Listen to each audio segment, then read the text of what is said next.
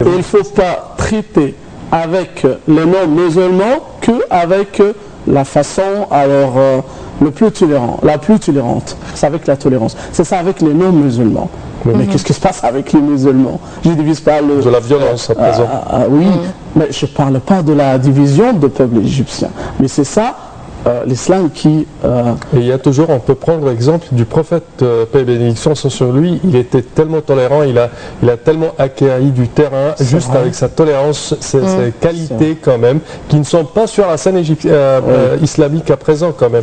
Dans peu de gens, je dirais, dans une minorité des prêcheurs de l'islam, mais dans la plupart, ça n'existe pas. Par exemple, il souriait tout le temps devant les gens, et là, c'est complètement différent quand même. C'est ça tout ce qui se passe après Sayyid Qutb. J'insiste pour cet homme-là.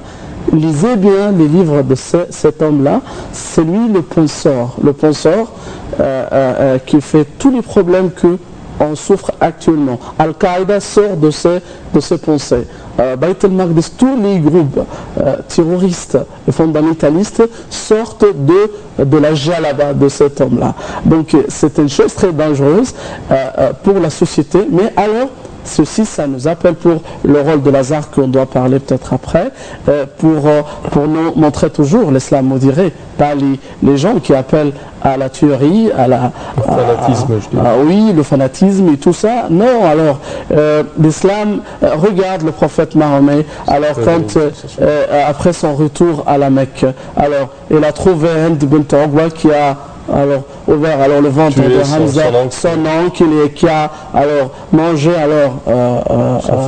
son foie, tout ça. Qu'est-ce qui se passe? Wahashi qui l'a tué, qu'est-ce qui se passe? Ces gens-là s'est converti à l'islam et après ils deviennent comme de bons musulmans. On parle de mécréants qui étaient mécréants et qui ont tué des gens qui sont très proches et des grands compagnons de prophètes. Et comment le traitement de prophètes avec eux? C'est ça. Ce qu'on doit voir, et c'est ça l'esprit de l'islam, mais pas toujours à la violence de n'importe quoi. Et puis il y a également la période mécoise, les 13 ans du début de l'islam, et il y avait les musulmans quand même, on les torturait quotidiennement. C'est vrai. Et il n'y avait pas d'assassinat. Il n'y avait pas de quoi que ce soit. Ils subissaient quand même, ou ils prenaient la fuite, ils immigraient vers d'autres pays. Mais de toute façon, il n'y avait pas un combat armé clandestin ou même révélé. Il n'y avait pas d'assassinat. Vous connaissez jusqu'à combien d'années? Jusqu'à 15 ans. Le message de prophète entièrement, alors c'est 23 ans. Alors 13 ans c'était à la Mecque et 2 ans c'était à la Médine.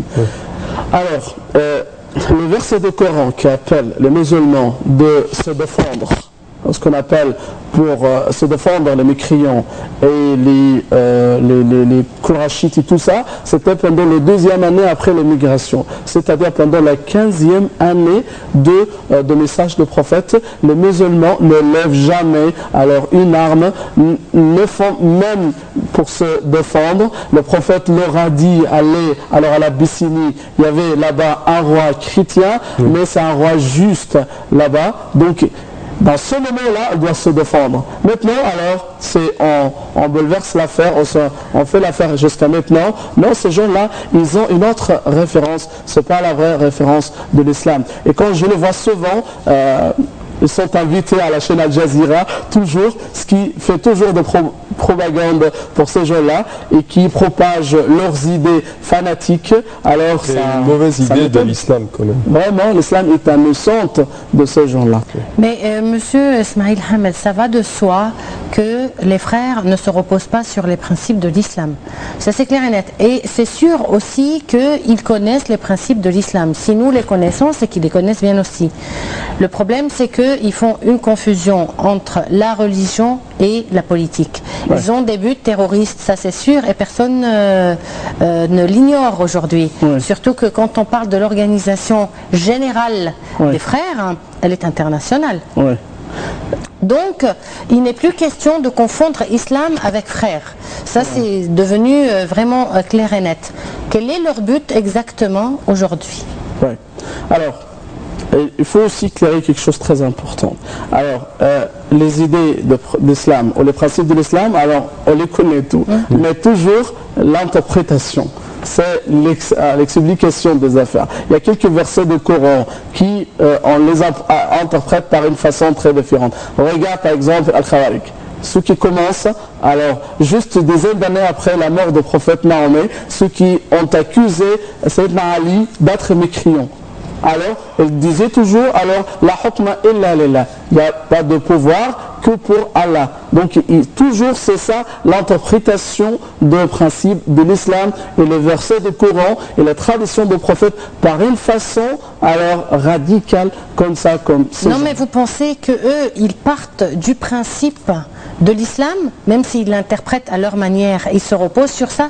Donc leur but, c'est d'exécuter les principes de l'islam dans le monde. C'est ça leur but? Alors, je pense pas. Oui, c'est ce qu'on dit. Pratiquement, je pense pas. Mais il y a aussi deux périodes pour les frères, pour être objectif. Hassan al-Banna, on peut dire qu'il était un réformateur. Il parlait bien des principes de l'islam, il parle de tout ça. Mais ça ne dure que quelques années. Après sa mort, alors on trouve Sayyid Qutb. C'est ça l'affaire qu'on trouve et on souffre actuellement. Et tous les frères sont divisés. Soit quelqu'un qui appartient à la pensée de Sayyid Qutb ou quelqu'un qui appartient à la pensée de al-Banna. Et c'est eux qui disent ça. Je suis un Qutbien. Il dit que je suis Qutbi, je suis de Hassan al-Banna. On parle de deux pensées très différentes. Et tous les dirigeants de frères actuellement appartiennent à la pensée de Sayyid Qutb. Donc, et c'est quoi la pensée de Sayyid Qutb? Le but de la pensée de Sayyid Qutb ou l'aboutissement de cette pensée, c'est d'aboutir à quoi? Contrôler, manipuler, être le plus fort? C'est ça le problème, parce qu'il y a beaucoup d'idées qui sont mélangées. Sayyid Qutb parle toujours que la pratique de l'islam est de propager al-sharia ou de pratiquer al-sharia. Mais comment on pratique al-sharia? Par la violence. Même si c'est pas la violence. Oui, il dit qu'on doit les appeler, si elles refusent, alors on doit utiliser la violence pour pratiquer la charia. Comment ça? Charia, c'est-à-dire la tolérance, c'est-à-dire la justice, c'est-à-dire la protection de l'homme, la protection de l'âme humaine. Tout ça, ils sont très loin de tout ça. Alors, mais tout ce qu'on trouve actuellement, ceux qui parlent d'Al-Qaïda ou de Osama Bin Laden comme un grand combatteur, comme un grand mojahid et de tout ça, non, c'est une grande bêtise. Osama Bin Laden, c'est lui qui fait toujours, qui montre les Occidentaux toujours des points négatifs ou des idées négatives sur l'islam. Non, on ne pense pas qu'il est un vrai musulman, c'est un terroriste, on doit dire ça. Pourquoi il s'attaque aux Occidentaux alors qu'ils ne sont pas musulmans? Si le fait est d'instaurer ou de voir prendre place les principes de l'islam dans les communautés musulmanes, pourquoi s'attaque-t-il à l'Occident? Ouais, c'est polémique. Il parle de califat, de comment alors d'avoir le califat et de ressusciter le califat ou le calife ou d'avoir un calife. C'est après la chute du calife ottoman et tout ça. Mais comment la façon? C'est toujours, oui, c'est un bon but en général. Mais comment le faire ça? Ok? Donc c'est ça la pratique de tout ce qu'ils font dans les rues, c'est pratique catastrophique. Alors, et pour moi, le pouvoir, ça n'appartient pas avec l'islam.